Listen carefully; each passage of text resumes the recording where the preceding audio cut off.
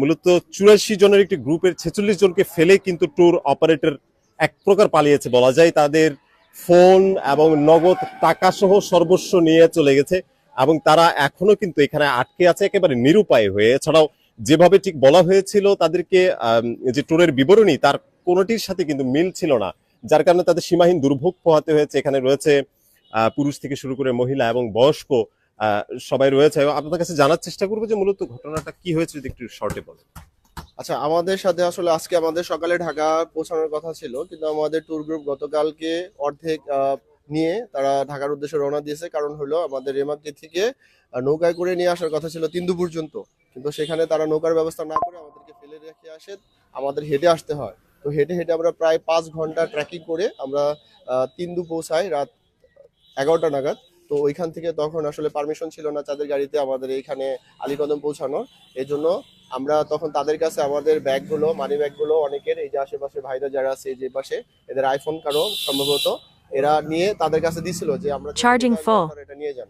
তো তাদেরকে রেখে এই আইফোন নিয়ে তারা ঢাকায় চলে গেছে। ইভেন আমরা যতটুকু শুনছি তারা হলো থ্রেট করছে যে নাকি এটা ফোনটা দিবে না তারা, এইরকম হয়েছে। তো এখন আজকে আমরা এখন বর্তমানে আমরা আলীকদম আছি। এখান থেকে আমাদের আসলে যাওয়ার কোনো, আমরা ভাবছিলাম মিনিমাম আমাদের একটা বাস থাকার কথা এখানে তাদের, কিন্তু আসার পর আমরা দেখতে পাচ্ছি যে আমাদের জন্য কোনো বাস এখানে নাই।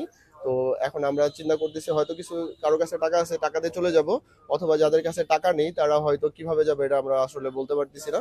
এখন আপনাদের কাছে আমাদের শুধু এতটুকু অনুরোধ থাকবে যে এরকম যারা ফ্রড যে গ্রুপগুলো আছে এদের বিরুদ্ধে জানি প্রশাসনিক ব্যবস্থা নেওয়া হয়, ভবিষ্যতে যাতে কোনো পর্যটক এরকম এসে হ্যাসেল পোহাতে না হয়।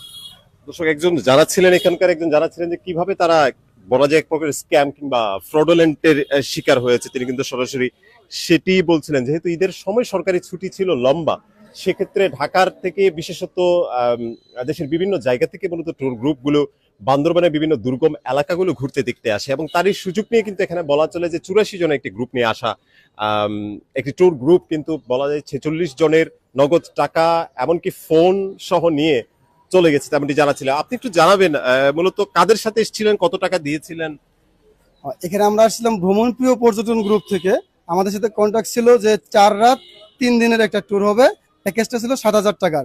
আমরা তাদেরকে অগ্রিম 3,000 টাকা পেমেন্ট করি বিকাশ খরচ সহ, এবং বাকি টাকা আমরা গাড়িতে ওঠার সাথে সাথে তারা আমাদের কাছ থেকে সংগ্রহ করে নিয়ে নেয়। আমাদের সমস্ত টাকা পয়সা তাদের কাছে থাকে।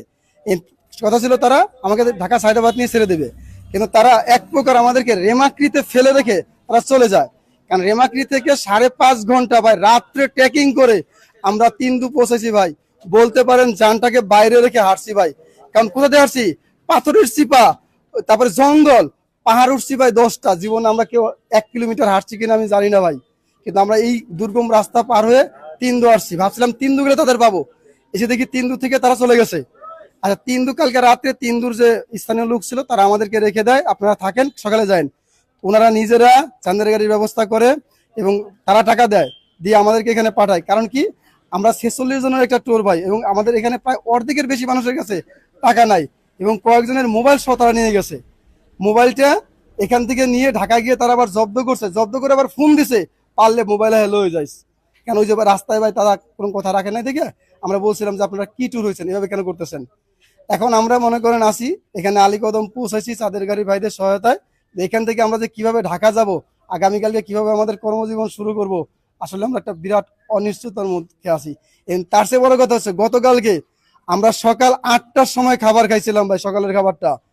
সারাটা দিন 1 লিটার পানিও আমরা কেউ খাই নাই, কোনো খাবার খাই নাই।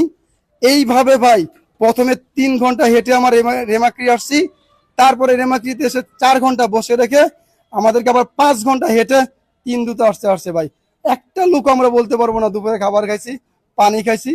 মানে তিন্দুতে আসার পরে আমাদের যে কি অবস্থা হয়েছে আমরা বলতে পারি ভাই আমরা আসি নাই, আমাদেরকে সৃষ্টিকর্তা নিয়ে আসছে। ধন্যবাদ।